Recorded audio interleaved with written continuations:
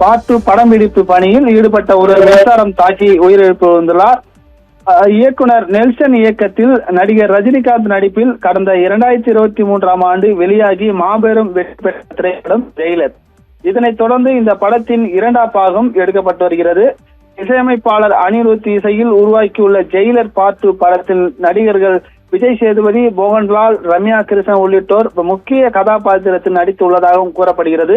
இப்படத்தின் படப்பிடிப்பு கேரளா, சென்னை, ஹைதராபாத் உள்ளிட்ட பல இடங்களில் விறுவிறுப்பாக நடைபெற்று வந்தது. இந்த நிலையில் சென்னை கிழக்கு கடற்கரை சாலை பனையூர் அருகே படத்தின் சில காட்சிகள் எடுக்கப்பட்டு வருவதாக கூறப்படுகிறது. இந்த படம் பிடிப்பு பணியில் பணிபுரியும் கார்த்திகேயன் 28 வயதுடைய என்பவர் மின் இணைப்பு பணியில் ஈடுபட்டு கொண்டிருந்தார். அப்போது எதிர்பாராத விதமாக மின்சாரம் தாக்கியதில் சம்பவம் இடத்திலே பரிதாபமாக உயிரிழந்துள்ளார்.